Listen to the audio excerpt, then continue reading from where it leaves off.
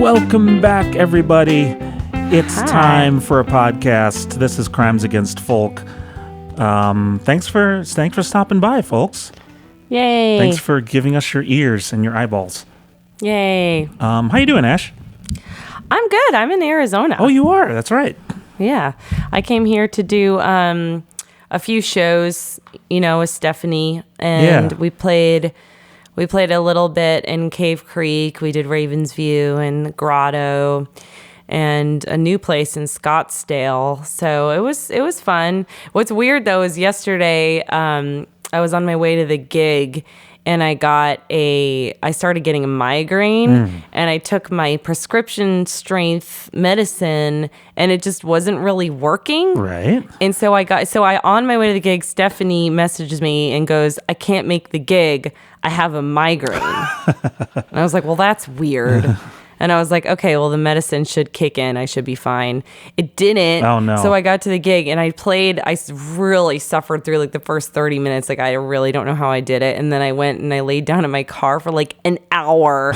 And they were so cool about it because I guess the manager gets migraines, so she gets it. And then it just went away finally. So I just played like an hour and a half at the end and then everyone was cool with it. But it was, it really wasn't very much fun. Was the weather maybe to blame? It's been getting warmer here lately, so.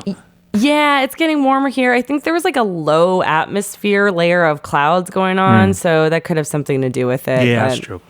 Yeah, but anyway, other than that, I'm great. How are you, Ed? Pretty good. I am 2 days away from full immunity, so the scientists say. Ooh. And so. What are you gonna do? I know, but tell everyone else what you're going to do. I don't know if it's going to be the first thing, but it's the first major thing I want to do is I want to go to a cat cafe. Yeah, you do. And there's one that is, there's one, they're not open yet, but they're somewhere in Phoenix, I think I forget where it is, but there's one that's opening up soon that seems really cool. It's like an outdoor cat cafe. So it sounds pretty awesome. Nice. And I'm really excited because throughout the pandemic, like kitten videos and cat video accounts have pretty much been one of the only things keeping me sane throughout this whole thing. So, well, that seems like a good way to celebrate your freedom. Yeah. And, it's always good because you're supporting... cat cafes are great because they really do help get a lot of cats neutered and out, neutered and spayed and back into good people's homes, I think. They really work well with adoptions. Yeah. And they also, it's such a better experience, too. Like, if you're in there with the cats for, an hour or two, I think you really get to see which one you might bond with if you're looking for one to adopt. I think it's a much better experience, not to knock what Humane Society and other shelters are doing, but I think it can be a better experience for some people to adopt from. So I like to support places like that. Yeah, that is really nice. It's such a cool concept. Yeah. And what Ed's trying to say is he's coming home with a cat. No.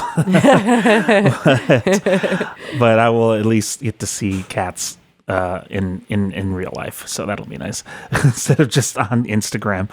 Yeah, that's great. That's great.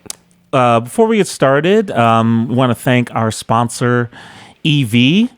They were kind enough to provide us with these RE20 black microphones to level up our podcasting game. They're so great. And our recording game too. We use these in our personal recordings as well, and they're fantastic. I know. I love both the vocal and guitar sound I get out of these. Yeah, I know, right? It's yeah. I tried recording a guitar with it once too, like doing a one mic recording with guitar and vocal, and it sounded great. Oddly enough, I wasn't expecting it to.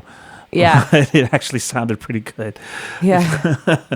So if you'd like to learn more about the wonderful products that Electro Voice offers, go to electrovoice.com. And we also want to thank our patrons whose direct support keeps this podcast in the air on the iPods. I know a bunch of you still have iPods. What? I still have an iPod. Really? Oh, yeah. I still have an iPod. I'm not going to lie. Okay, no judgment. I can't charge it anymore, but I still have one. Oh, actually, I think I still have one somewhere, too, that I also cannot charge. But we really are so appreciative of what our patrons do to support us, and we offer a lot of cool bonus videos on our Patreon page. So if you'd like to become a supporter of the podcast, head to patreon.com/crimesagainstfolk to learn more. And today we have a guest today. An awesome guest. Yeah. Incredible guest. I am so excited we were able to get Jeff Berkley on the show today. Yeah, I know you were particularly excited. And, well, Jeff is an amazing musician and producer who's got some really, really, really cool stuff. We were really lucky to wait. Were we on the show? Yeah, we were on that show, Randy Driscoll's Dan Jingle Ball with them, right? I believe so. Yeah, with Berkeley Hart, and we did we got to chat with them. They're just both the nicest guys, and yeah, amazing that we even got to be on the same stage as these guys. So pretty awesome. Yeah. Yeah, and then I asked Jeff if he wanted to be on the show, and he said yes, and we got really lucky. So, all right, well let's bring him on, shall we? Let's do it.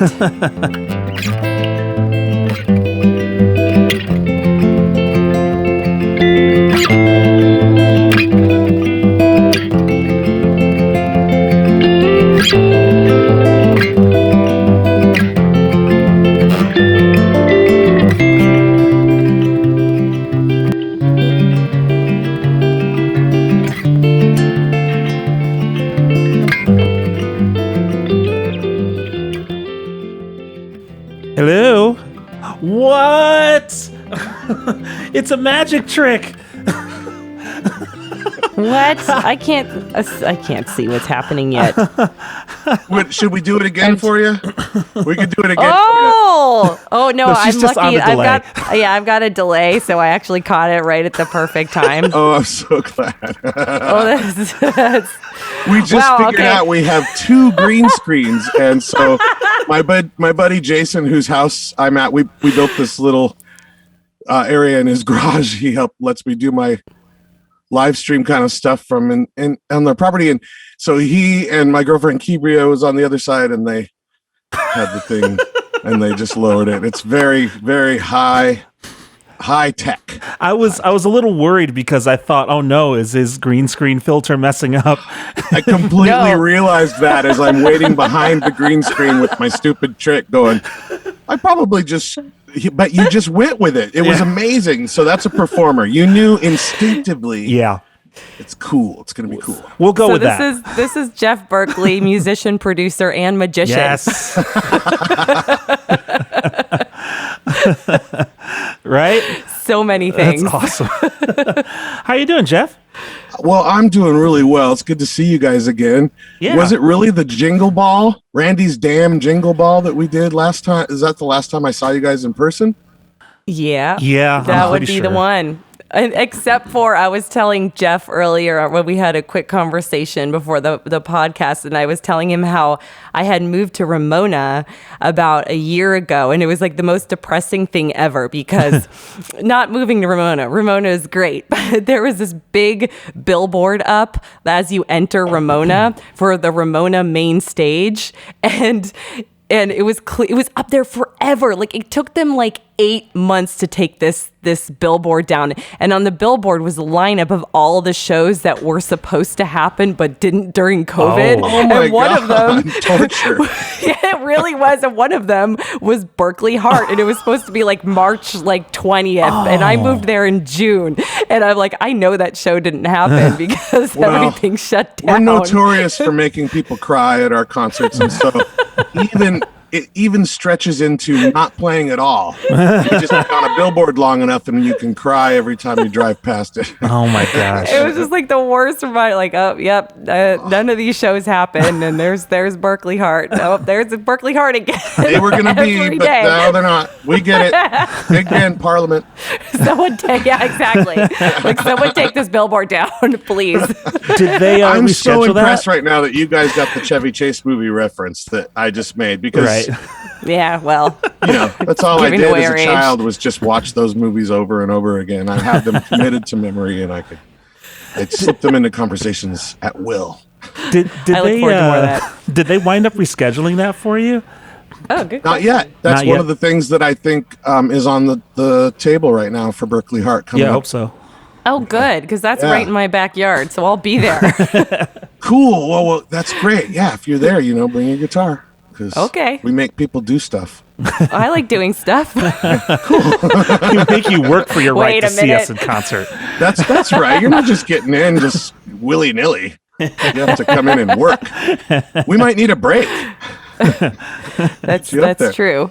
No, it's cool. We look forward to. I like that venue. It's nice. I haven't been to it. It's really What's nice inside. It's also the old Ramona Theater.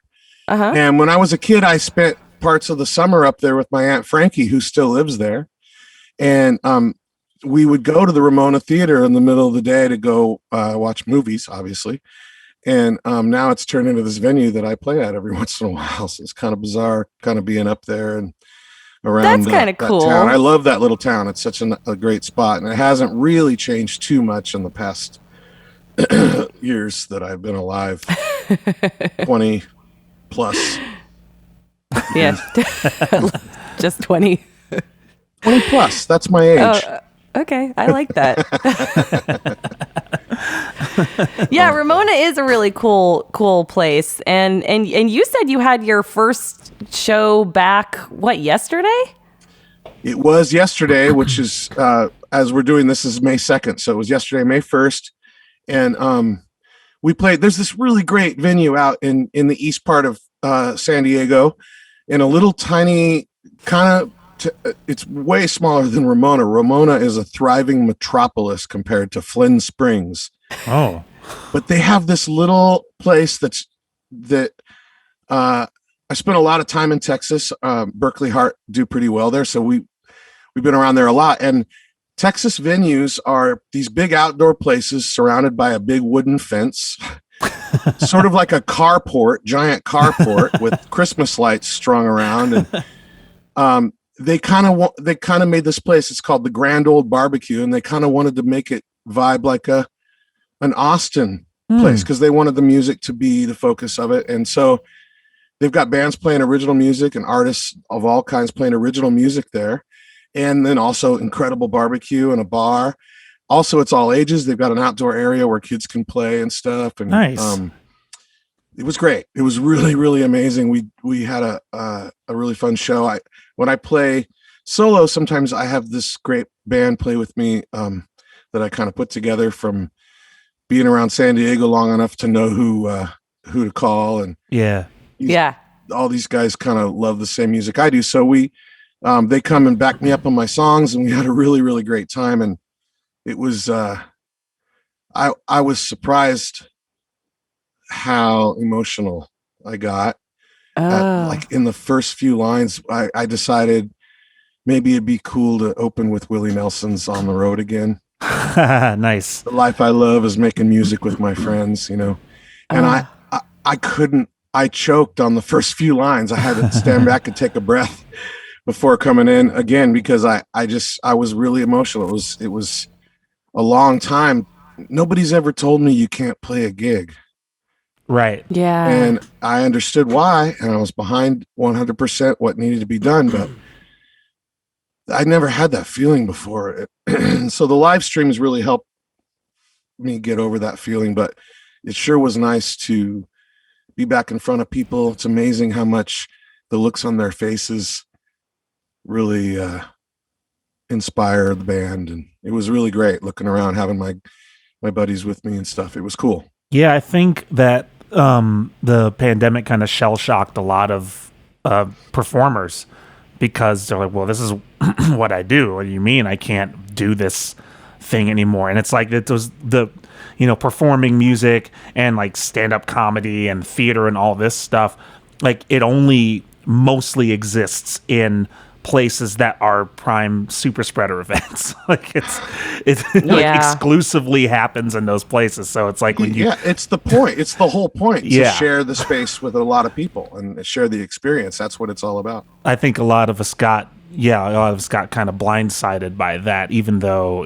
so I understand how that would probably would be emotional. Like, oh wow, I haven't gotten to do this in almost a year or over a year. The monetary part was scary for everybody. Yeah. But I was expecting to worry about that, and after a month or so of no touring and no live gigs, and the studio was closed for 12 weeks, right at the beginning of COVID, I just started to flip out. Yeah. My brain just kind of turned upside down, and I talked to a lot of people who had the same experience, and it's just what happens to artists when you don't have that outlet. Yeah. We're so needy. We just have to have people there to reflect off of and know who we are somehow. I don't know, but it sure is it's good to be back. For sure. And the live thing in particular, I mean, Ed and I, one of the many reasons we started a podcast is because the live streaming our shows, it just wasn't the same. And in fact, it was a little bit disheartening because, there's no applause. There's no, I mean, you get the hand claps and the comments, but it's just kind of deflating in a lot of ways. So we were like, well, let's do the live podcast instead of a live show. And it's also something we wanted to do for a long time. So that's partly why this came about. But have you been doing any live streaming or did you feel the same? All year. Yeah. In fact, they're all up on my Facebook site and even up on my YouTube page. If you go subscribe to my YouTube page, there's a bunch of shows up there that I did. And at first it was just, I was at home. It was about, I guess, a month and a half, 2 months in, and I had to do something. And I started to, you were seeing people, I knew what a live stream was, but I had no idea that you could figure out a way to use good microphones and a good camera and all that stuff. And slowly but surely, if you watch the history of my live streams, and it's about a year of them once a week, you can see, first I'm just barely on my phone, and I figured out how to use my audio interface to make my microphones work on it. And then I ordered a smoke machine because I was raised in the 80s playing music, and I wanted a smoke machine. I also got a bubble machine. Whoa. Not as good inside. Okay. It leaves these little rings of soap everywhere. Oh, right. That's disappointing. Yeah, it's not as cool as you might think. Your guitar, everything, it's popping on your face when you're trying to sing. So the bubble machine just went outside. We live in a really groovy neighborhood in San Diego called Ocean Beach. But we just turned the bubble machine on outside, and people would just come to our house. Go to the bubbles. It's that kind of neighborhood. That's funny. But slowly but surely, I got a green screen, and I got just way more stuff. A few lights, kind of Amazon lasers, I call them, like they're $12.95 that go in your room to trip out on when you're a stoner or whatever. And so we got those, and the smoke machine looked really cool with those. And then it was too big for my living room. All of a sudden, I was having to move all the furniture once a week. And then I asked some friends of mine, Jason and Veronica Cox, if I could use their space instead of mine. And so I said, it'll just be my iPhone and a couple guitars. It's really not a big deal. And if you can get on and watch our last one, because we kind of stopped doing them because live music's coming back. But if you watch the last one we did, it's serious. It's like a Pink Floyd show. There's 5 cameras. I'm not even kidding. We bought like these light trees, and we got more lasers. We got a legit laser that when you turn it on, this thing goes so you're not looking at it. And yet, I'm not kidding. The last one we did, there's lasers shooting over my head. We just didn't have the flying pig, but everything else. And it's folk music, like I'm playing, and it's lasers. And that sounds amazing. So it's great though. It's really fun, and people really enjoyed it. I'm on your YouTube page right now, and I'm just looking at the thumbnails, going, "Wow, he's not exaggerating." Nope. I'm going to share it in the chat. My buddy Jason Cox is an amazing photographer and amazing videographer, and he knows how to design lighting. And so once the weather was warm enough, we went outside and got rid of the green screen, and he lit up his whole backyard with lasers and just the smoke machine. Like I'll be telling some real folky story, and all of a sudden it's like a Cure concert for a second, Awesome. I love it. That sound, when you're in a band in the 80s and your hair's up from hairspray and you're wearing makeup and like all sorts of metal bits and black everywhere, and you hear the smoke machine sound, that's the sound of rock and roll when you're on stage. Are you going to bring that to your live shows? Are you going to start doing that? I don't know how I can possibly not do that now that I have all these things. Yeah. I can't just leave them sitting around. Can you imagine the first coffee house I go to? Oh man. Or like a house concert? House concert. I'm just going to wheel in my rig. Will you guys hold on? Beep, beep, beep. And it'll bring be like the bubble machine. These cameras are for the big screen that we have behind us. Yeah. So you're a folk musician, is that right? Yeah. That's what we call it, super folk. Yeah, no, I'm going to do it. Now that you said it, I'm losing money every minute I don't bring that. Because I don't know of anybody else, especially in the folk space, who's doing this right now. I think you are the vanguard of this. I think I'm going to book you for a house concert just so I can see this happen. I'm already getting gigs. Yep. We can call it Pink Folk. Yes. Ooh. Absolutely. You heard it here first, folks.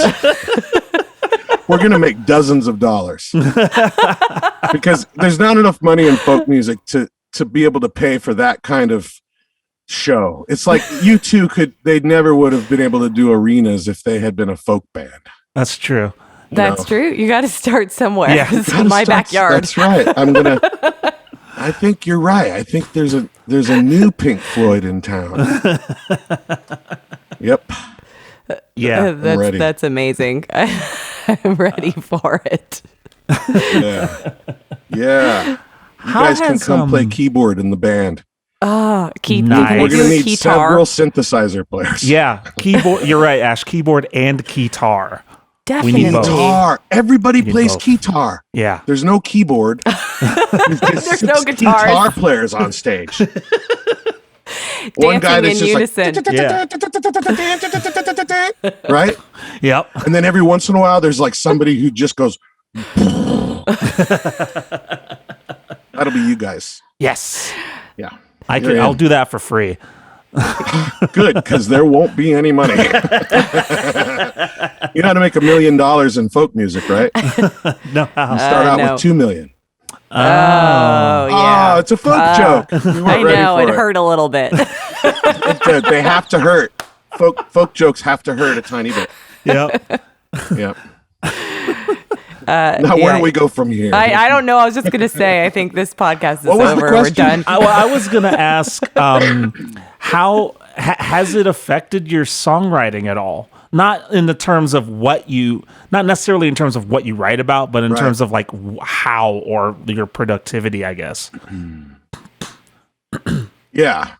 Yes, it did. In a couple different ways. Mostly, I was able to just sit and be still a lot more during the pandemic, which I haven't been able to do as much. It takes you have to wear a lot of hats to be a full-time musician, to make that be your income. You have to be able to do a lot of things in the music world. And mostly as folk musicians, just because we are our own infrastructure, so we're kind of making our own records and we're promoting them and booking our own gigs and all that stuff. So once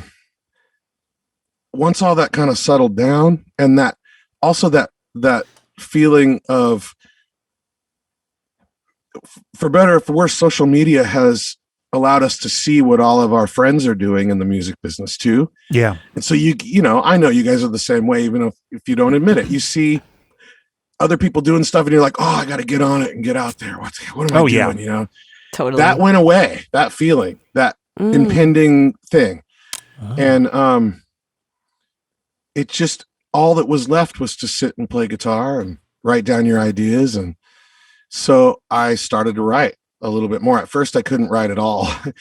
It just, because we just didn't know what was happening. Yeah. But after a while I started to write, and I even now have a whole phone file full of, lyrics and melodies. I don't know if you guys use your memo app on your phones to make, I call them memo demos.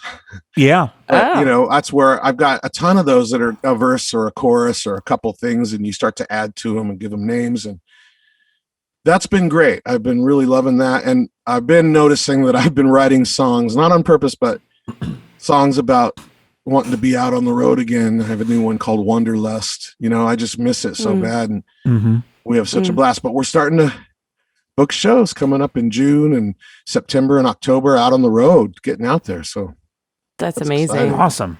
And you have new music coming out for both the solo and the duo, or Yep. Is that right? Yeah, I do. I've got the first thing that's going to come out is a kind of a reinterpretation of This Land Is Your Land, where I did it in a minor key, sort of not as hopeful, and in a way, it is hopeful, but really what it's kind of meant to do is, and there's a video that's going to go along with it made by my buddy Jason Cox, and it kind of is a mirror sort of a thing. Like, this land is your land and my land, and this is who we are, and we better get to work because we got work to do, kind of thing. And I think Woody's version was a little bit like that too.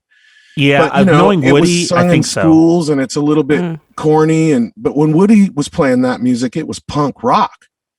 It affected people the same way the Sex Pistols affected people, and it was punk rock, man. And so I wanted to kind of bring a little bit of that angst back to the song, and a little bit of that conviction back to it. And I literally got the idea one afternoon when I was already at the studio, and I had a guitar plugged in, and I just went for it. We were talking about hollow body guitars before the show.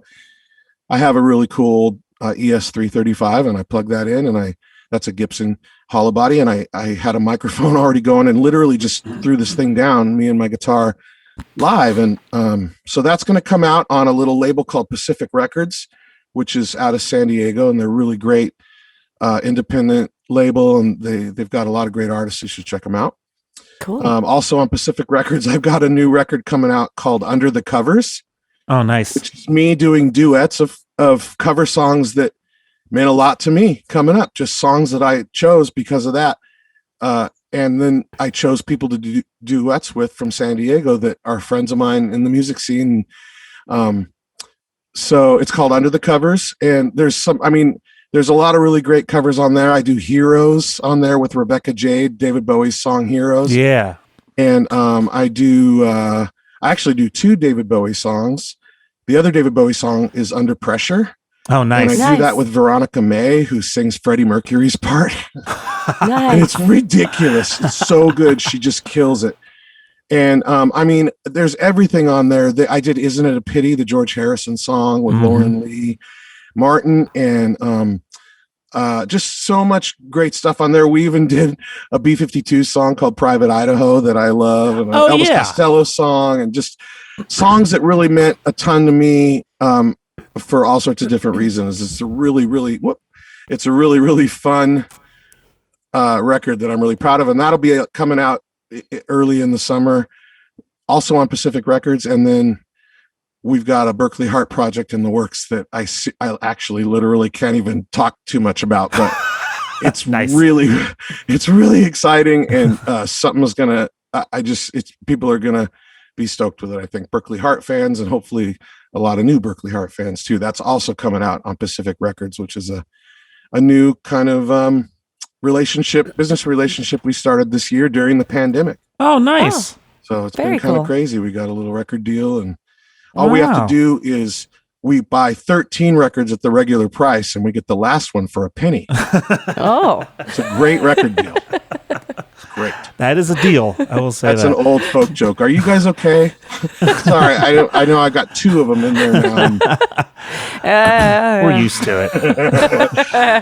Yeah, I know you're growing weary. We're transitioning into that kind of phase where the folk jokes. I mean, I'm a bass player, so I'm already kind of numbed to bad jokes and not even self-deprecating jokes, just deprecating jokes. Oh, you've had to sit through hours of stage time of tuning and bad joke telling. Yeah. Hours, because the bass doesn't go out of tune. You're ready for the next song. You don't have a capo. That's so true. Yeah. I never hear the bass go out of tune. Yeah. No, they don't. You don't hear the bass player sit there and fiddle and go, "Oh, excuse me, guys, hold on." No, a bass is built like a tank, and a fiddle is built like one of those little balsa wood airplanes that you'd buy at the liquor store. Yeah. That would break as soon. Sometimes when you were putting it together, it would snap in half. There's a difference. Yeah, we went to England with our violinist one year for a big UK tour, and she flew with two bows, and yes, she loosened the strings, and we got there, and there was just like both bows were just completely useless. Oh yeah. And we had to find this, just like anyone who was sell her a bow for pretty cheap. You know, I think were we in Scotland at this point? I think we were in Wales. Oh, even better. Yeah, we were in like Wales. Nobody in Wales. Welsh bows are renowned. They're the best Welsh bows. I've heard that. Drive 3 hours to the next town, but we got so lucky. And I can't remember how we came. I don't even know why I'm telling you guys this story. You just talked about fiddle players. That made me think of. Oh man, I get it. I was in a band with a fiddle player for 13 years. And I was a djembe player, which is an African drum with a goat skin stretched across it. And I toured for 25 years as a touring percussionist playing djembe. And man, that thing is so susceptible to all sorts of different weather and stuff. I've gotten off airplanes several times where the head was popped, the goat skin had popped, and you have to just try finding a goat skin in Toronto. I mean, it's just not. So I had a really great company that worked with me that was shipping djembes out to me overnight. Wow. When my djembe would pop, it was crazy. But I know how it feels. And the fiddle player, violinist, I should say, had a lot of issues too. Like, in Texas, it's so there's so much moisture in the air and it's so humid that everything just goes crazy. Or if it's dry or whatever it is. Well, yeah, in Wales, we got really lucky because I think we found this person on Google Maps, and they were just in the middle of nowhere, Wales, and they happened to be there was a violin luthier in the middle of nowhere, Wales. That was like maybe an hour away from where we were. Yeah, like on the way to the next on gig. the way, and they had bows there. I think for what, like 50 or 60 pounds. Something like that. It was stupid cheap, and that's a very heavy bow. Yeah, 60 pounds? Well, she must have been really strong. She's very strong, and it still works as far as I know. Sure, the violin is in shreds, but the bow is amazing. Sorry. Yeah, well, she flew over with the most expensive bows ever, and those break, and then she gets the like cheapo bow in Wales. That thing is still working. Yeah. Go figure. It just blows my mind. I'm old, and when we started on the road, there was no Google. We didn't have phones and stuff, and we just covered wagons and the horse. But on the Oregon Trail.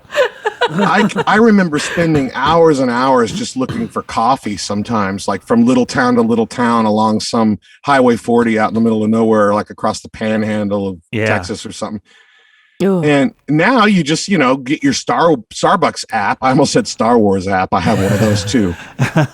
'Tis the season. That's a better app. It's coming up. It's 2 days away. It is. Whoa. May the 4th be with you. Oh, we even have sounds like I have a lift, but it's not. Right? May the 4th. It's great. So anyway. But now we can just Google. You can find a bow repair shop in the middle of Wales. Yeah. Never been there, and it's the best. It's amazing. You literally can find anything you want as you're getting towards the exit.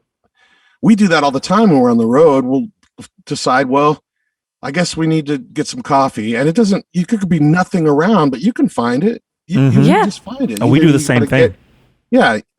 It's the best. Yeah. Don't do it while you're driving.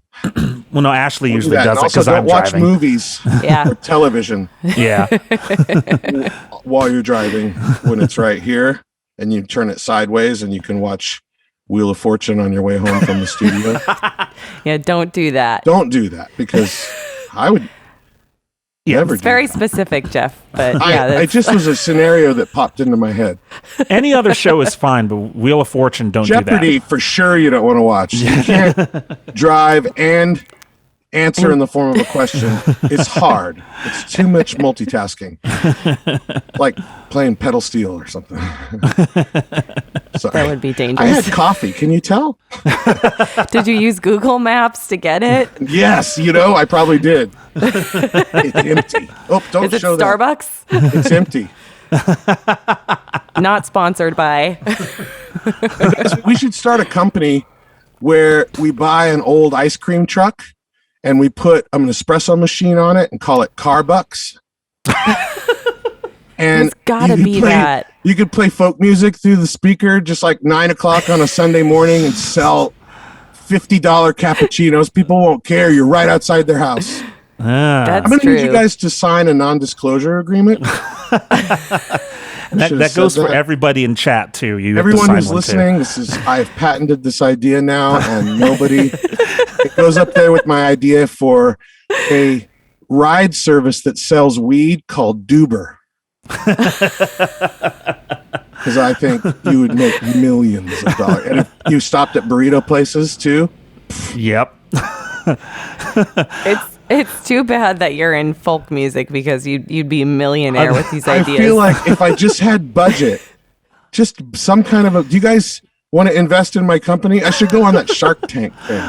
Yeah, there you go. I almost feel like you're auditioning for Nathan For You right now. You're just with these amazing ideas that you're pitching. What's that? What's Nathan For You? Come on, don't you know what Nathan For You is? It's an amazing TV show.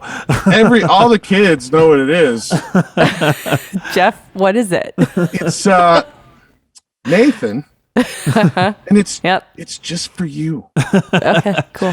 It's a TV show where this comedian, he goes to businesses and he pitches them really terrible ideas, and he actually goes and does them. Sounds amazing. Do you guys remember the? I think this was him. Do you guys remember the fake Starbucks thing way back when? It was like several years ago. No, it was like a fake Starbucks pop-up shop that popped up. I think that was him.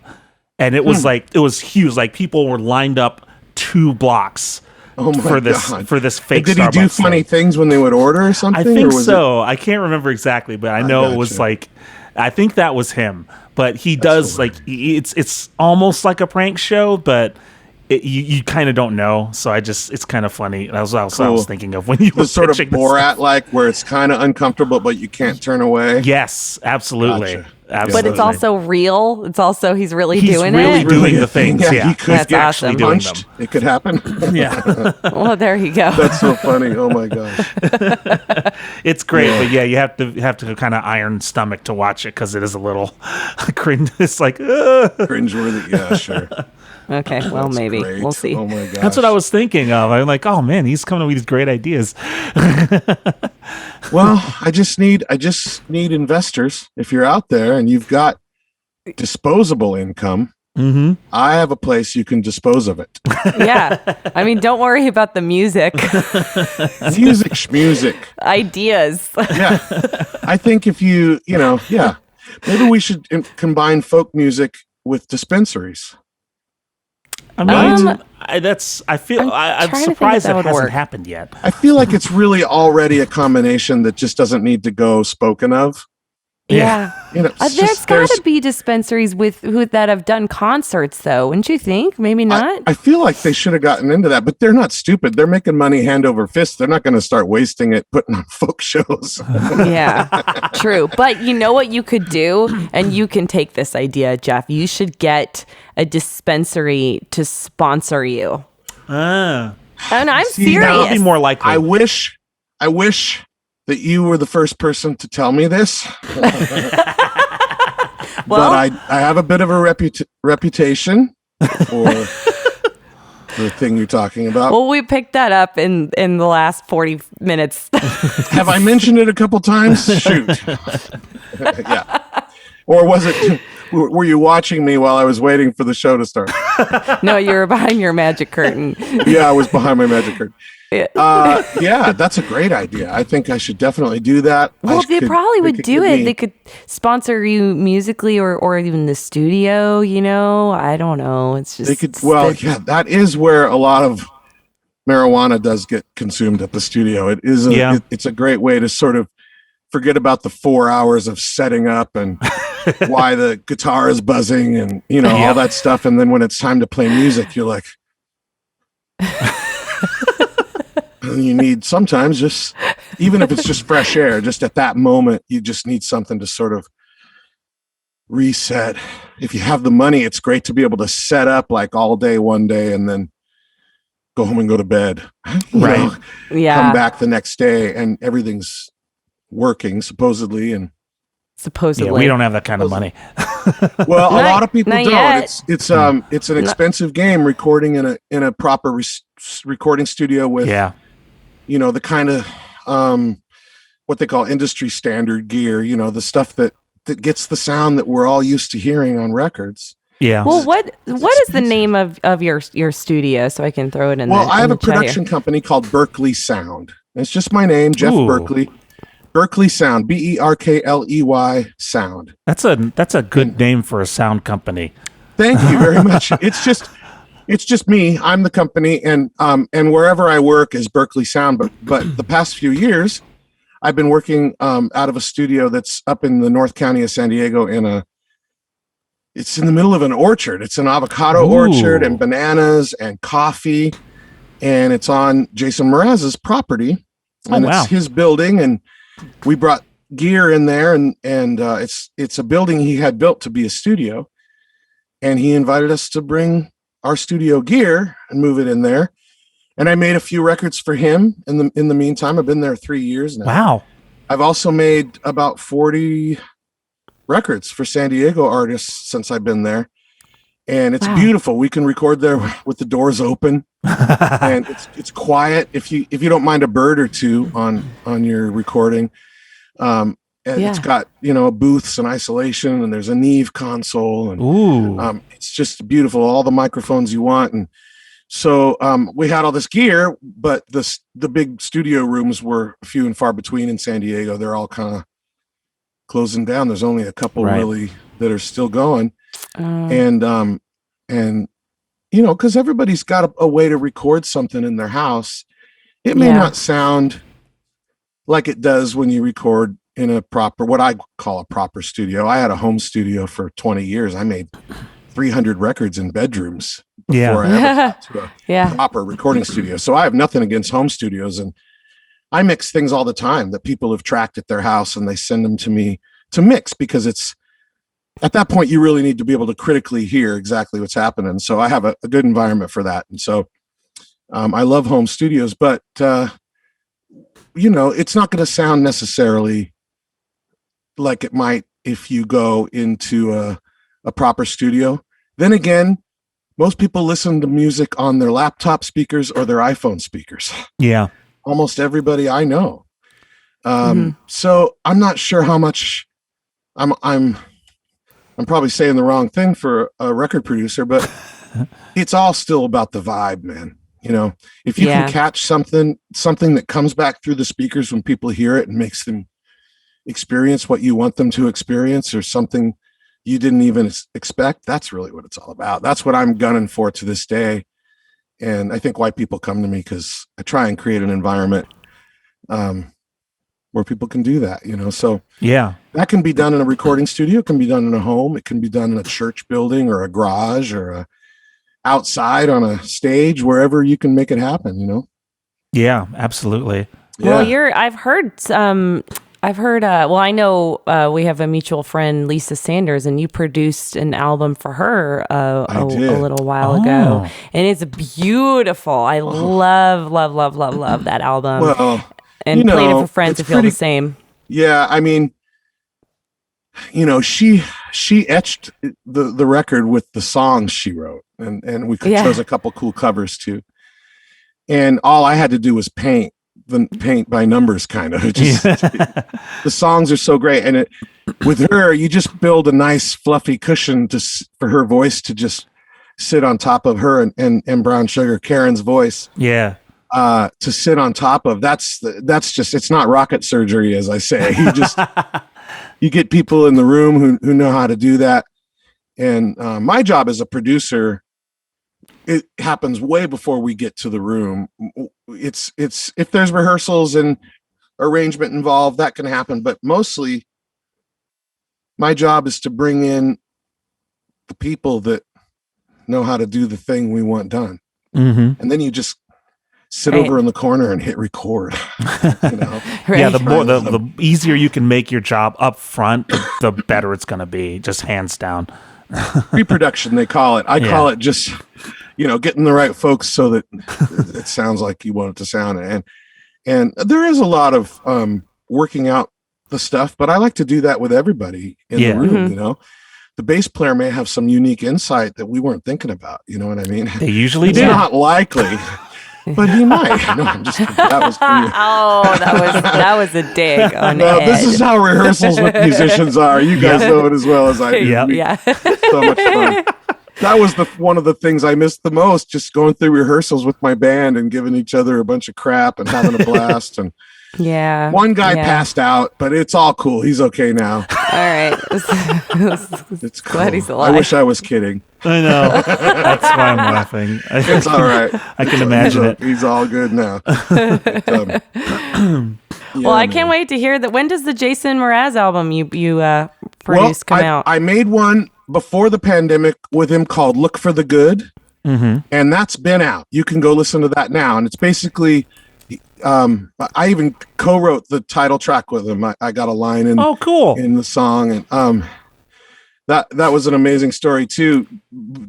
The studio shares the same space with his office. In fact, his office is the keyboard room because all the keyboards are in there. So it's another isolation room, and he's very generous with letting us use it. But he was in there writing, and I was in the other room just doing file management. So usually I don't hear what's going on in there when they're doing stuff, but this time I did. And Jason and I know each other from the old Java Joe's days. That's how we met 30 years ago. Wow. And we've written songs together and hung out a lot. And, so the bathroom is also in his office. It's in a separate room. Okay. It's not just in his office. But I needed to use the restroom, and so I walked past him, and they were doing that thing as songwriters do where they were just singing syllables with a melody over and over. They were singing the line before, which they had, but they didn't have the last line to this song called Look for the Good. And I went into the bathroom and I was in there, and sitting on the toilet in the back was a little square picture frame thing, and it said, "It always seems impossible until it's done." Nelson Mandela. Huh. At the same time, I hear through the door them going dun dun dun dun dun dun dun dun dun. Oh. Over and I over just heard again. it. Yeah. While I'm peeing. And so I turned around. I mean, I cleaned up. I went outside with the thing. I didn't say a word, but just as I walked past, I put the picture on the piano where he and Chaska were writing. And then I went into the other room, and I hear this cheer behind me like a minute later. And it was and that's the line you hear in the song today. So it's amazing. And they even shared publishing on it with me, which all I did was pee. It was like, Well, what about Nelson Mandela? Did they share with him? I'm sure they did. They put his name, of course. But I kind of helped write that song. But That's great. it's an album called Look for the Good, and it's out. You guys can find it. And it's really fun. Jason's always been really inspired by reggae. Mm-hmm. Yeah. And he's a huge reggae fan. That's what he listens to, it seems like, at home whenever I hear him listen to music, Uh-huh. And so he brought in this guy named Michael Goldwasser, who produced all sorts of amazing reggae records, including this one called Dub Side of the Moon, which is reggae versions of Oh, nice. is that the Easy All Stars or whoever that is? That's his band. I That's love that band. They're amazing. So he came and he brought in a bunch of people. Jason knew some people as well. Literally the world's best reggae musicians all came out, and it was 13 people at one time. Everybody, backing vocalists, the whole deal. Did you track all at once? That was a year and a half ago. We tracked everything at once. And we kept, nice. I mean, it's amazing. Very little overdubbing on that. Cool. And so once it was safe again here, and we could do, that place has a lot of isolation, and people are nowhere near each other, and the doors are all open and stuff. So what he did was put together a bunch of his hit songs that everybody loves already with this reggae band. Did reggae versions of them, and they're all really cool. So that's about to come out, and that's what we just kind of finished. So it was really sounds exciting. So cool. Yeah, really fun, and it's a great space for that kind of recording, especially where everybody's just all at once. You can see each other through the glass and different windows throughout the place, and you get a good isolation, and it's a good vibey place to do live tracks where everybody's there. And really what you do is you spend the time hanging out, working out the song. Mm-hmm. Yeah. And then you just cut it. Yeah. It's done. Everybody played the part right because they heard everybody else's part coming back, and it all, the way you play off each other. When you overdub, sometimes you don't have the ability to listen to the other player. Either they're playing before you or they're playing after you, and there is no human interaction. You can't see them. There. Like you can't see or like interact with them physically, really, in a space. You can interact if you're overdubbing or playing later to a track that's already been laid down. You as a player are the only one interacting. Yeah. At that point, the person or the people that made the track before, that's all there, and it is what it is. Now it's up to you to find your spot in there. Yeah. And sometimes I think things can get lost that way. And there are other times when it's a great idea to do it that way. And that's the way you probably ought to do it, because you need to take care with each step and know exactly what's going to happen, knowing what the next step is yourself and that kind of thing. And there's been a lot of producers like Prince who would do their records that way and just be in a studio by themselves, grooving, just making stuff up. That's a fun way to go too. So you prefer to track at live or everyone at once? I come from live music. That's my thing. Yeah. And so I've spent a lot of years learning how to groove on stage and play with other people. And once you get to that place, at least personally, I don't know if other people think that, but once I was to a place where that felt comfortable, I kind of felt like I probably ought to try and do that in the studio too. And it's paid off for me. My record, I have a solo record called whorehouse, hot sauce, and souvenirs. And it comes from a sign outside of Pahrump, Nevada that says next exit, brothel, hot sauce, and souvenir shop. Nice. And so I changed it to whorehouse because poetry, right? But it's my record, and we recorded it in a huge studio, everybody at one time, and there's horns and a choir at one point, and the band itself was 9 pieces with everybody, and I actually played and sang sitting at the console in the control room. Nice. While everybody else was all around the studio, and it has a live feel. You can feel it on the record. I get that because I've done some live recording. I worked a little bit at a place called the Nashville Jazz Workshop. Oh, cool. And one of the coolest places in Nashville, if you're ever there, you should absolutely jazz. visit. You don't ever hear those 2 words together. Exactly. Yeah. But like some of the best players you'll ever see do gigs there. And so it was kind of easy for me because everybody was good. But also it was amazing just to kind of capture everything live. It was a good education in like just capturing a live recording. And feeling that it was better, like we don't do our stuff. We don't do ours that way typically, but because we haven't had a chance to. No, first of all, it's scheduling, part of really. Yeah. I mean, we Ed's an engineer and he engineers all of our EPs and cool. And then we kind of produce them together, but we but that's kind of out of like necessity because we don't have very much money to spend on our recordings. Right. Yeah. So, so we piece it together, but we do. Yeah. I remember, I mean, I've tracked a lot of albums and Nashville, that's mostly how they do it there. And that's where Ed and I met and kind of come from that world. Just the less hours in the studio overdubbing if you do it all at once. Yeah, and that's very true, huh? It probably is if you have like the space to do it. But we've done our last EP, we recorded it. We be on tour and we'd stop in Illinois for 2 days and take over an Airbnb and kind of record there, and then we'd go do the same in Washington. A lot of records are done that way, and you kind of hit on something when you said about not having the dough to go into a big studio and spend a lot of time and all that stuff.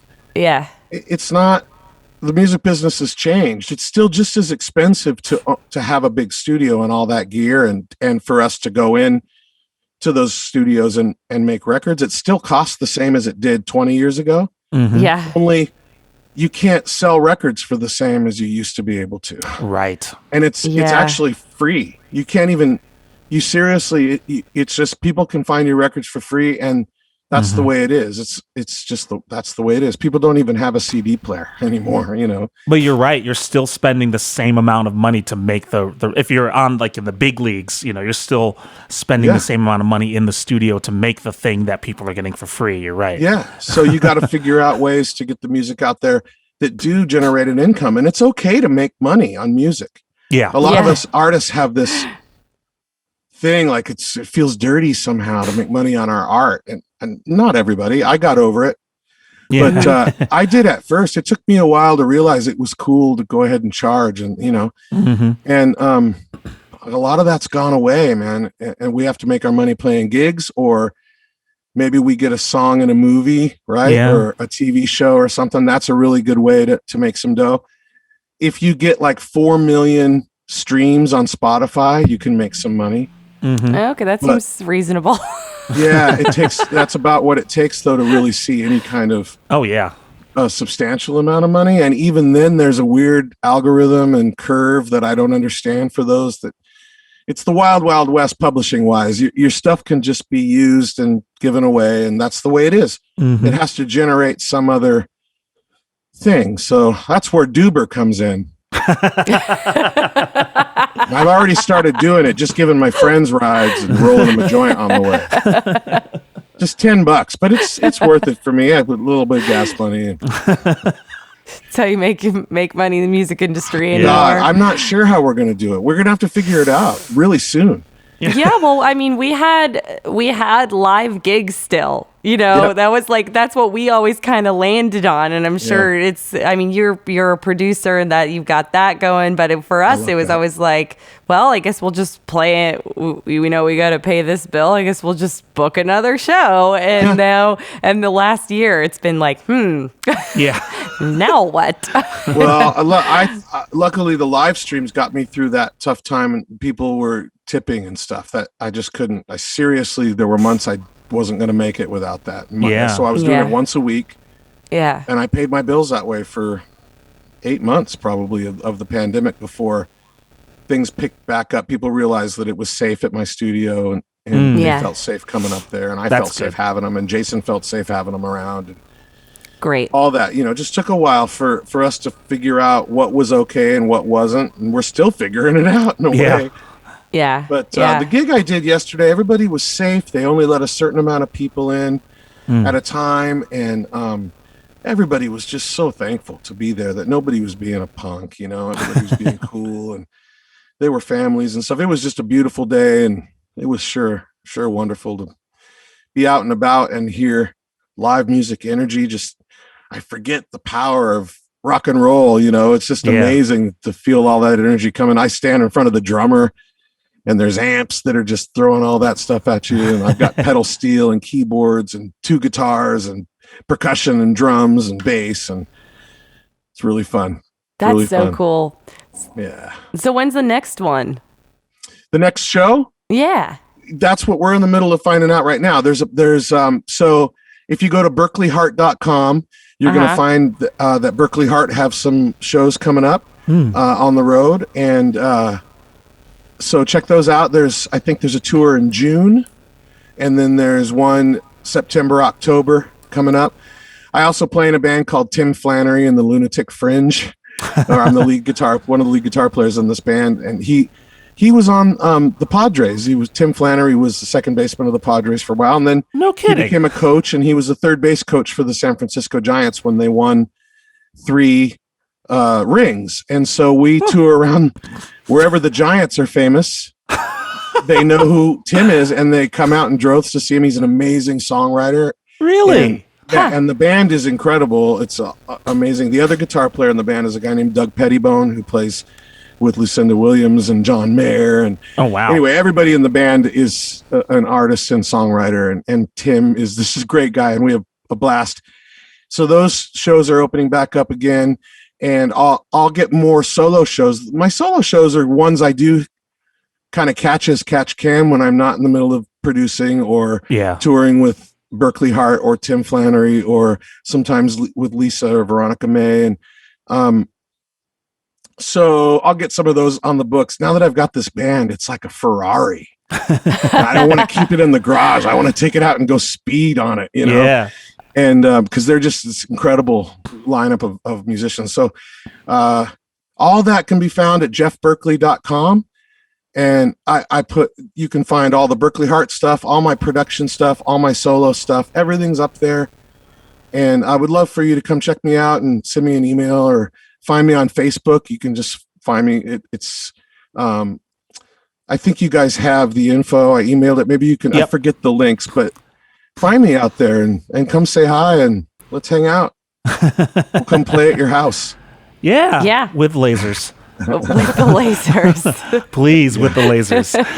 Oh, lasers are on their way. I'm already packing them up. We're going to buy a case for them. Ooh, a chance to get more gear. Yeah, right? So bad. You're going to need a bus. I even love the cases that you carry the gear in. But not stands. Stands are the worst. Stands are the worst. When they fall. Oh, God. You ever had them when it's a little loose and you're trying to tighten it, but then it slips and it pinches this part of your finger? Oh. You get the blood blister. It's the worst. Absolute worst. Or then when you're playing, you don't know it's stripping and it's like very, very slowly throughout like the song. Yeah, like starts all of a sudden in the middle of the song and you're like, Yep. Yeah. Exactly. Yes. I've been in that gig as well. I have a couple of those stands. Tape them up. Duct tape. Duct tape them. I'm not going to stand for that. But also, there's no good way to carry them in. I mean, we used to have like stand bags, we were all like, are you ready? I'm going to give you the secret. I'm going to give you the secret to carrying mic stands. You ready? I'm ready. Every thrift store has an old golf bag.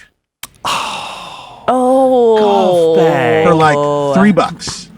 And a buddy of mine, this guy named Nucci, who's now the drummer of the English Beat, if you remember the English Beat. Yeah. Nucci's 2 big drum hacks were he would use the rugs from outside of hotels. Yeah. Like at 3 a.m. He'd just go snap. And so he'd show up to the gig and lay out a rug that was red and said Marriott. Right. But then the other thing was he kept all of his cymbal stands in a golf bag. Oh, man. And they're made exactly for that. They have a padded thing. It goes up over your shoulder. You get in and you turn it upside down and they fall out. It's crazy. So that's the way you do mic stands. Well, and some of them even have covers. So like they would normally cover the club head. So you get could like cover Tiger Woods things for your golf, for your mic stands, like little tiger heads. Little socks. Yeah. Little people can knit you things for them. Cozies. Oh, mic stand cozies. That's what you do with cozies. There you go. That's a great idea, actually. It's like when you said that, I immediately felt really dumb. Because I'm like, that's the most obvious thing that anyone could have ever come up with to carry mic stands. I know. That's exactly how I felt when I saw him walking. I'm like, come on. And it was, it was a huge epiphany to me, too. Yeah. I 25 years into a music career, and that's when I discovered it was crazy. Yeah. Definitely doing that. Definitely. Brilliant. Thank you. Yes. I've literally been throwing them in my car because I just gave up. Like, I don't even break them down. Like the mic stands, I break down most of the way, but like my guitar stand, like forget about it. I just just get in the music stand. I used to like take the head off and then fold it. And like no, just wink in the car. That's the sound it makes when I put it in the car. I don't even bring guitar stands with me anymore because all I'm doing with guitar stands is feeding the guitar stand industry because I'll buy them, I'll go do one gig and it's gone. I'll just forget it. I don't know why, but it's the same with guitar stands. There's no case that you have that those go in. Nope. Yeah. It's not part of anything. So, Yeah, real music talk for real musicians. That was like, so I used to host this songwriter night in Nashville, and that was the one thing that people left behind the most. Yep. Guitar stands. Once or twice they'd leave their guitars, which I found very interesting. Right. Which is why I stopped bringing guitar stands to gigs, because every venue ends up with 3 or 4. Yeah, that's true. Yeah, right. Yeah, or like 7, or especially those venues with the green rooms, you'll see like 7 broken guitar stands in the back that they just like, I don't know why they don't throw them out, but you guys know exactly what I'm talking about. Yep. They don't throw them out. No, there's always the one with the broken handle for tightening that never tightens, but they keep it. So that's the one. If you're the last one to the gig, that's the one you get. And everything's weird. You're like, I think I'll just lean it on the monitor. It's cool. But they're like, look, we have it though. You're like, well, no. And you said you heard people left their guitar? Yeah, once or twice I'd get a call and be like, Ashley, free guitar. That's crazy. I don't know. Actually, there was one night, now that I think about it, talking about that ES-335 Gibson that I mentioned. Yeah. Uh-huh. I had that and a cool old 70s Fender Deluxe. Mm-hmm. And just as I was about to load it in my car after a gig on a busy street, I got into a conversation and I forgot to load it in. And it was just like, okay, good night. We'll see you later. I just got in my car and drove away. And 20 minutes later, as I'm pulling up to my house, I realized I left it sitting there. So I called somebody that was still at the gig that I knew was hanging out, and they ran outside just as someone was picking up and walking away with them. Whoa. It was on Adams Avenue in San Diego, right? Oh, yeah. Oh, that is so lucky. You wouldn't even believe it. Right there by the old Adams Avenue Theater. In Normal Heights? In Lestat's. Yeah, right out in front of Lestat's is where I left this priceless guitar and amplifier just sitting there, and it took about 25 minutes before somebody decided, okay, I'm going to go grab it. All right, San Diego. 25-minute delay. Yeah, that's pretty cool. good. Respectable. That's an honest. It took 25 minutes for someone crooked to walk by. That's not bad, I didn't know there was a 25-minute rule in San Diego. That's right. So guys, you can just leave your instruments on the street for 25 minutes. I've done the research. It's a set the timer. Sample size of one. Scientific study. Yeah. What we ought to do is attach really powerful drone helicopters to our gear. Yeah. That know how to fly home. Oh, yeah. that'd be good. See, I'm full. I just need budget. Right. Just put together some money already because, geez, I'm ready to go. Well, and that's extra great because I'm immediately going to all the like horror stories I've had with flying with my guitar on airplanes. And so if you could just put it on a drone and just get it to go, like you get in the airplane and you set the thing and go, okay, get my guitar to where I'm going. It's probably going to get there safely than the airline would get it there. Let's be honest then and go a little further. If you trust your guitar with a drone, why not just strap yourself to it? Yeah. Just fly your own drone.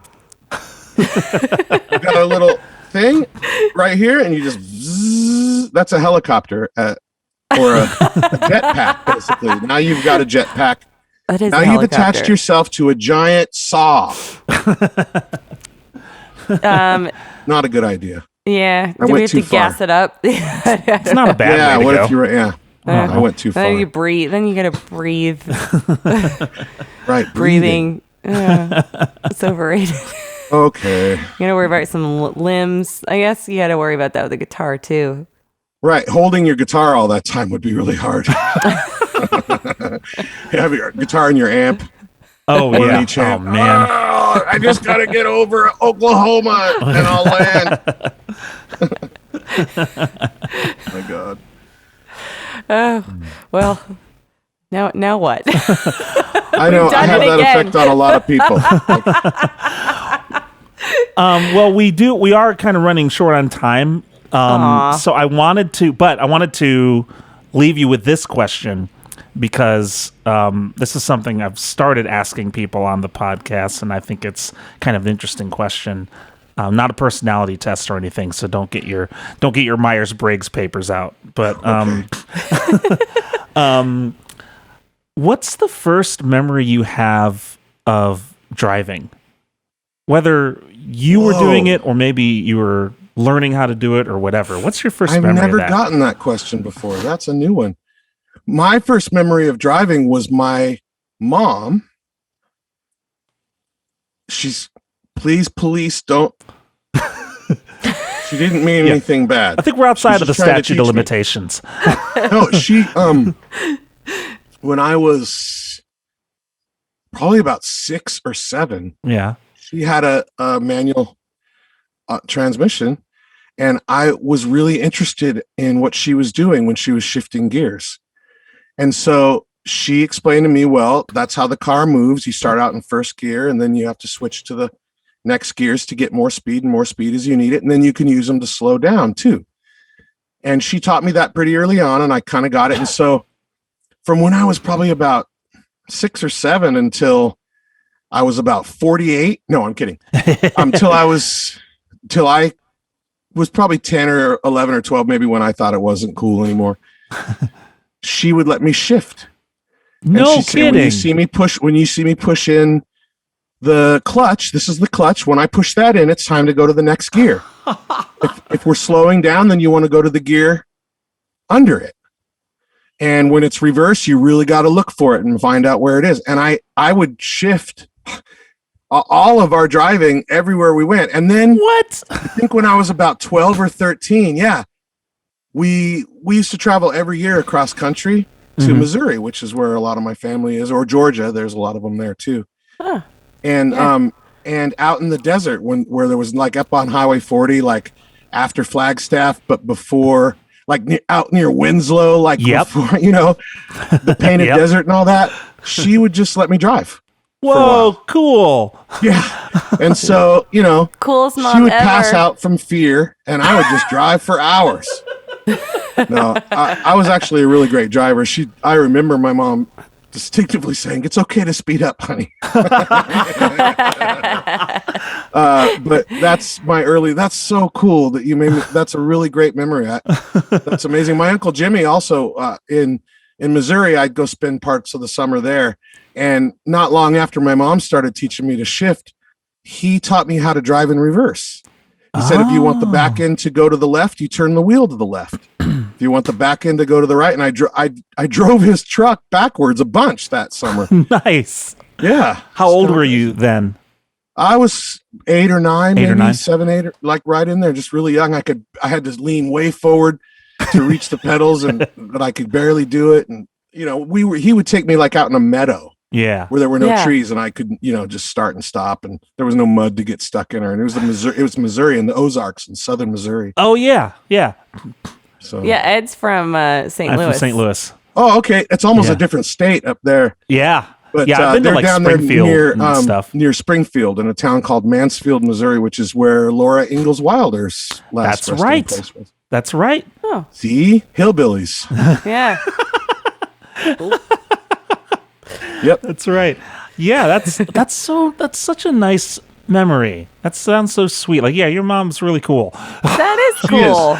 She is. She's a great lady. She is a great lady. Yeah. And I talk to her almost every other day or so, and she's really brilliant and really, really funny, which is why I tell jokes a lot, I think, is because she just has always been really funny. There's always been humor around the house, and she loves music too.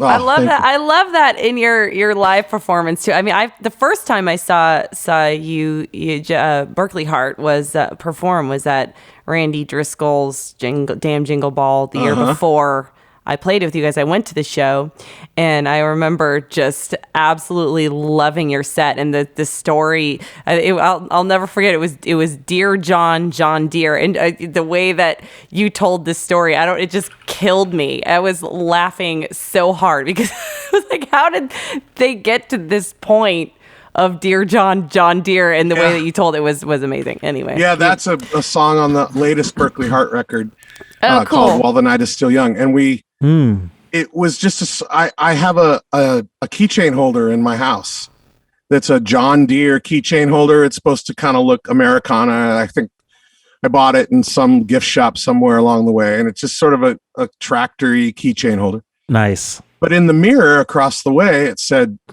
even though the letters are backwards, instead of Dear John, instead of John Deere, it said Dear John in the mirror. So I'm like, Dear John Deere, what could that mean? So Calman Hart, my partner in Berkeley Hart, I had him come over, and we decided that it was a song about he promised he'd stop drinking, and he didn't do it.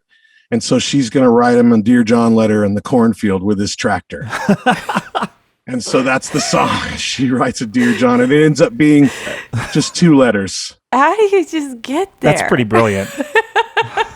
Just talking it out and trying to come up with the wildest, funniest, cleverest thing. If you put your mind to something and spend every hour of your life for several years. No, I'm kidding. We just spent an afternoon, and then, we came up with an idea, and then it's lots of emails or texts back and forth. What if, and she does, and what if it's, and this is great. Check it out. Oh, we should probably get rid of that part. But and then you edit it and you get it all right. And then you get together again and try it and make a memo demo, and that's it. And we wanted it to sound like a Beat Farmers song. If you guys have ever heard of the Beat Farmers, they were San Diego legends. And so actually Joey Harris, one of the Beat Farmers, played lead guitar on the track on the record. And cool. It's just really fun. Really, really, really, really fun song. You guys check it out. We're doing a video for that too, as soon as film crews are allowed to be film crews again. But Yeah. Well, I can't wait to watch that. That's a great. You can hear all these songs on my YouTube channel. I do all these songs on the YouTube channel, and I'd love to have you guys go check out some songs. I subscribed. Oh, thank you. That's great. You and my mom. Oh, yay! I'm so happy. I knew your mom and I had a lot in common. You know it. I'm going to share that in the chat one more time so you guys can go to the YouTube channel.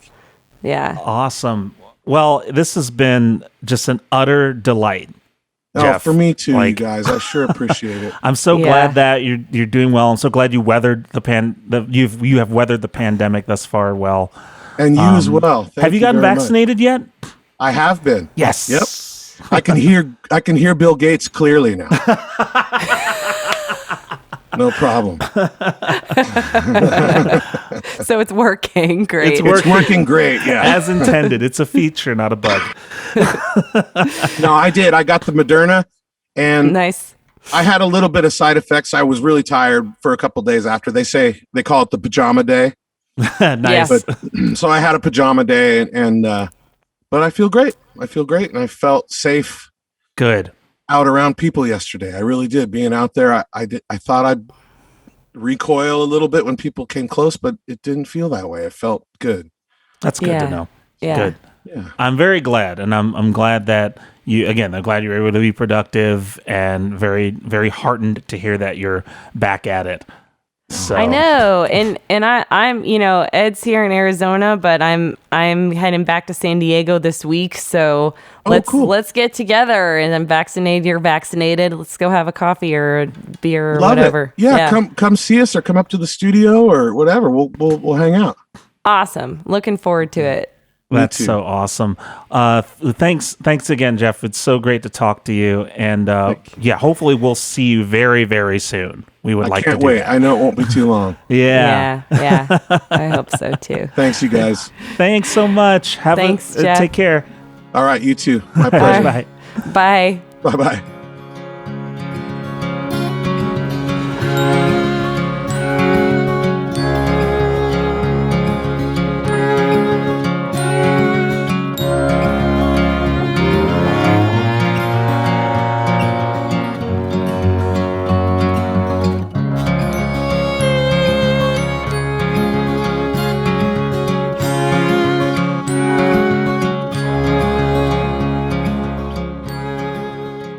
He is so funny. Yeah. I haven't laughed that hard in a while. Incredible. Yeah, he's like super witty. Yeah. I love it. I know.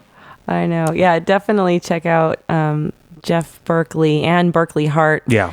One of the things I love about we've actually had quite a few of the San Diego musicians on this podcast, and one of the things that I love about that is they all know each other, and they're all, it's just a really lovely music scene there. Yeah, it is like it's a good community. Like I was, and you do kind of, even though like San Diego County is just humongous, like it's a massive county. So it's really nice to see that there is still a good community of musicians around there, despite the place being so gigantic.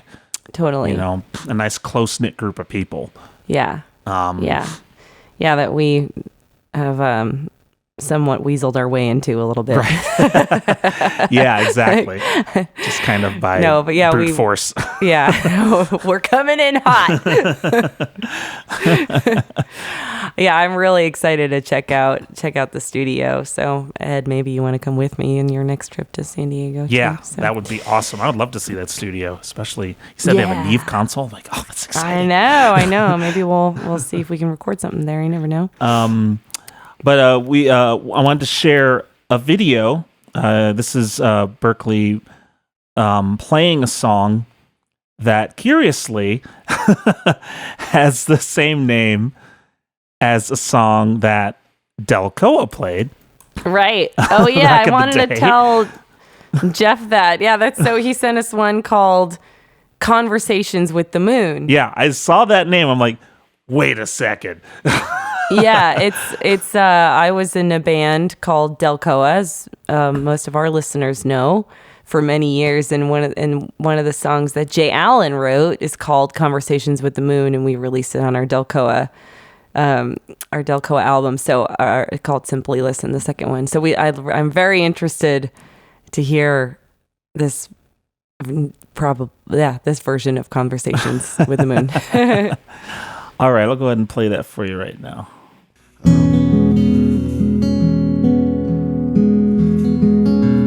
Again, I can't tell you what it's meant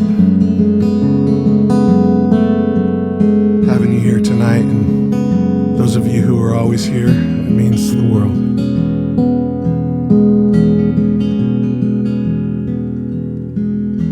The moon goes up 2 hemispheres. The same light there is glowing here. 'neath the hunter's guide. I'll meet you there, not so cold, not so scared. So dial me up and tune me in, and I'll be back home again. It don't matter where I'm bound. When the sky is black and you are blue, we'll have an incandescent view, and I'll be right there next to you. Conversations with the moon.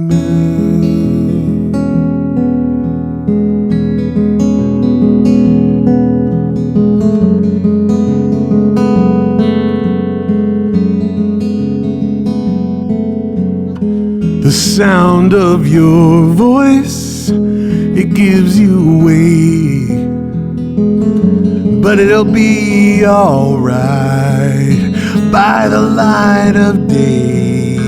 Baby, please don't cry, 'cause I'm in the sky, and I'll be home by and by. So dial me up and tune me in, and I'll be back home again. It don't matter where I'm bound. When the sky is black and you are blue, we'll have an incandescent view. I'll be right there next to you.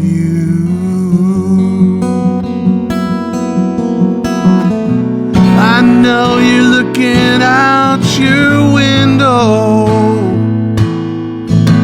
and I'm on this long and lonesome road. The man in the moon will patch you through. Just hold the phone up to your soul.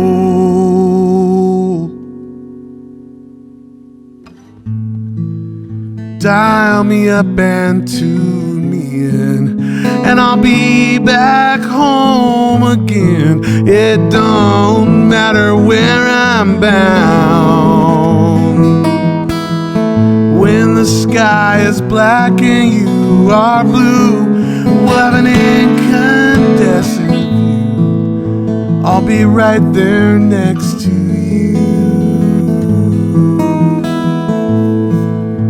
Right there next to you. Conversations with the moon.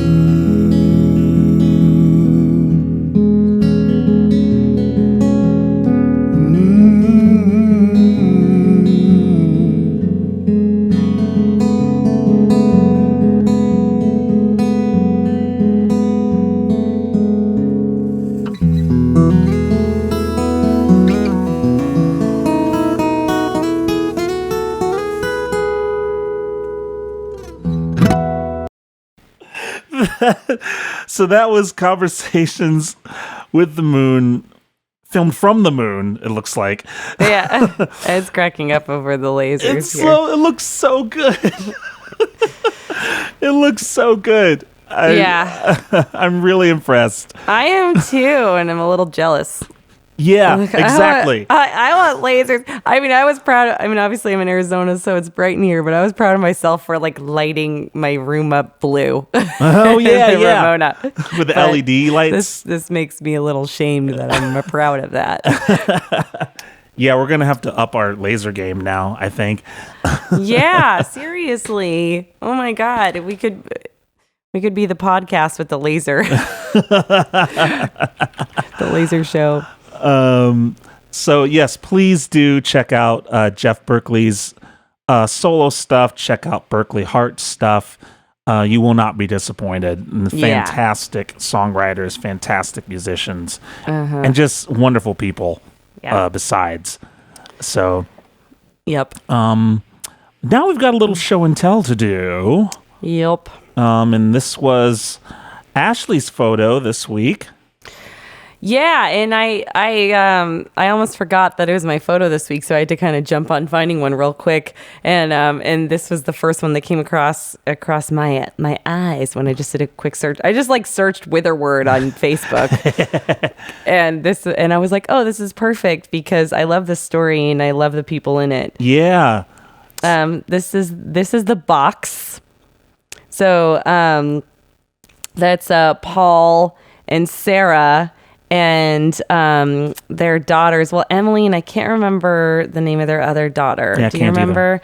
I know Emily because I'm actually teaching her music lessons over Zoom twice a month. I didn't know that. Yeah, I've been doing it. It was a Christmas present from her dad, which he got her like a package, and then nice. And then she's kind of continued on. We've been writing some really nice songs together. Cool. And but yeah, it's cool because this was, I believe, the fourth concert they saw us at. I think so. It was something like that.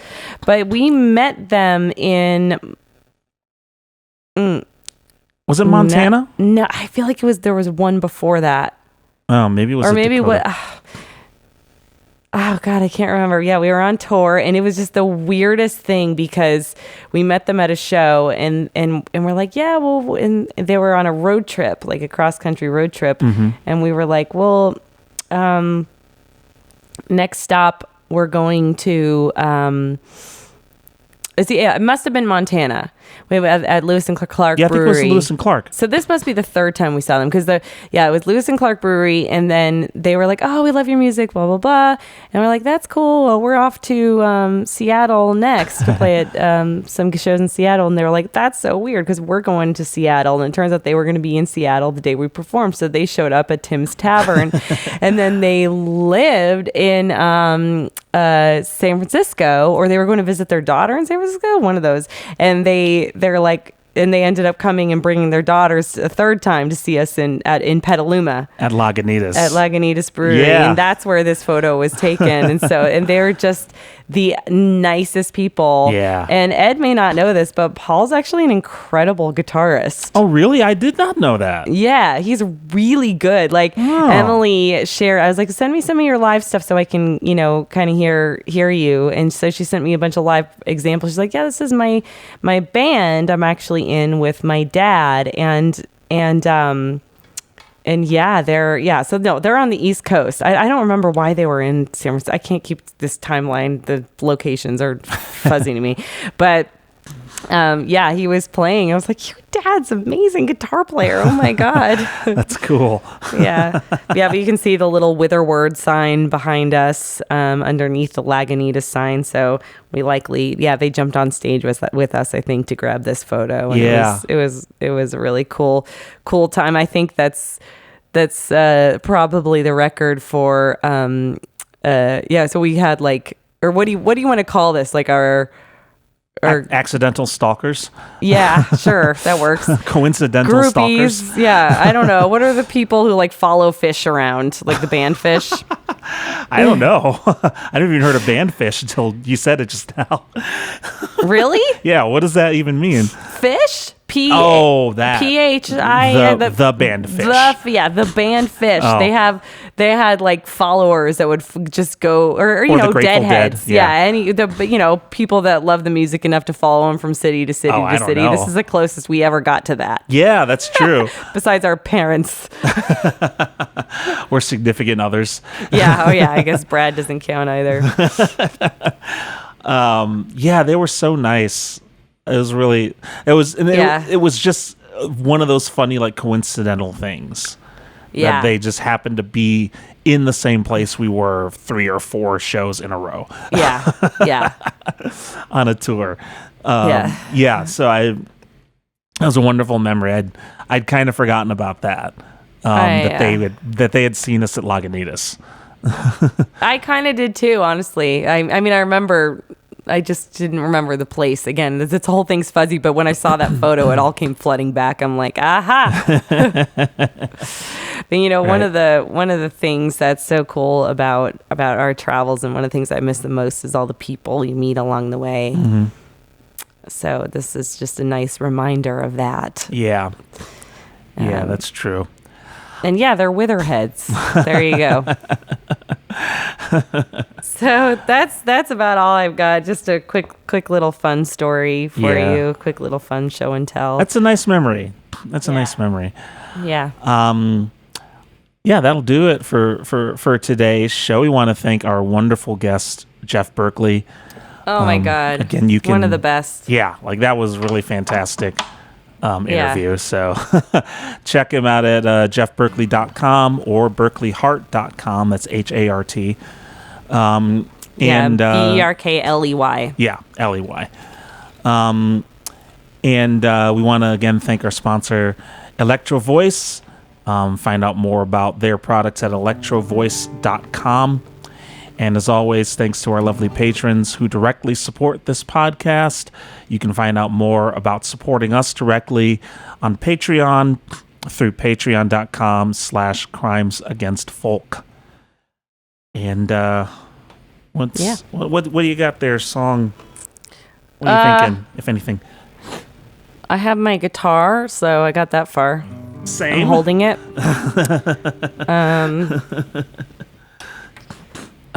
What do you have something in mind? Do you feel like one of those days?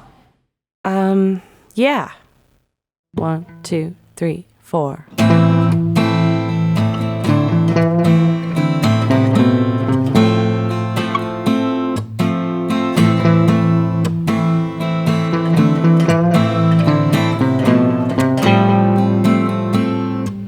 I've got a green light, but somebody honks before I go.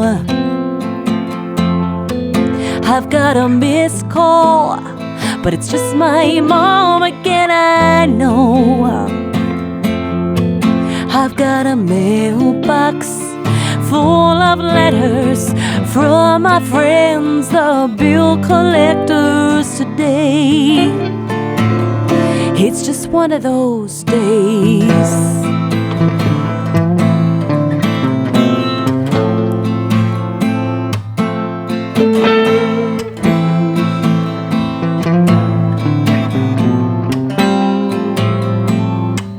I need a new job, 'cause this one's on its way out. I need a prayer, God, to find myself in all this doubt. I need Bonnie Raitt and a bottle of wine to drown these thoughts out of my mind and say it's just one of those days, and I'll have faith I'll be okay, 'cause I know love, I know strength until tomorrow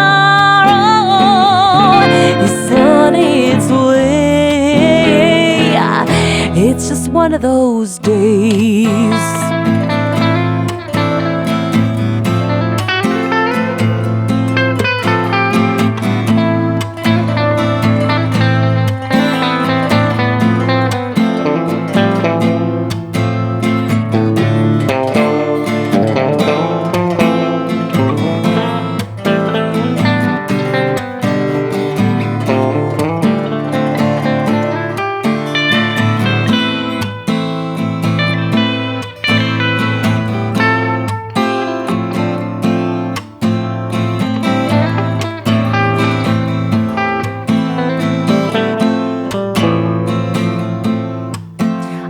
I'll drive to somewhere I've never been.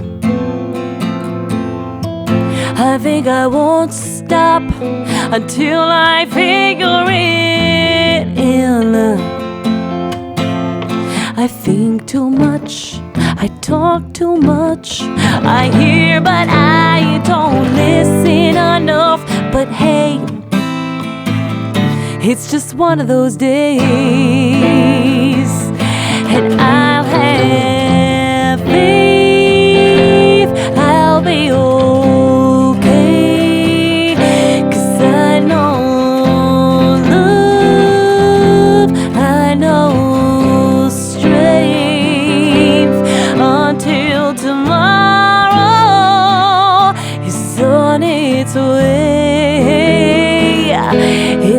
one of those days.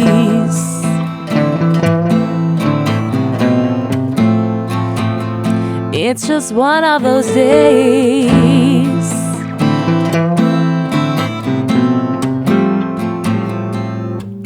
I'll buy a glass heart for somebody else to break instead. I'll write a new song, it's already stuck in my head. It's just one of those days.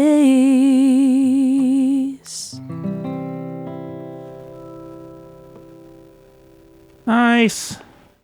Yeah. I like the way we do that song now. I know. we should record it. Yeah. There's songs we should record. Oh, sure. There's lots of those. A few. All right. Well, thanks everybody for tuning in, signing on, Yeah. and checking us out. We'll be back next week. Yep. With another episode for you. So until then, stay safe and get vaccinated if you haven't already. Yep. And we'll see you soon. Thank you guys, and thanks again to Jeff Berkley for being an amazing guest. Thanks, Jeff. We appreciate it. Yeah. All right, bye everybody. Bye. Bye.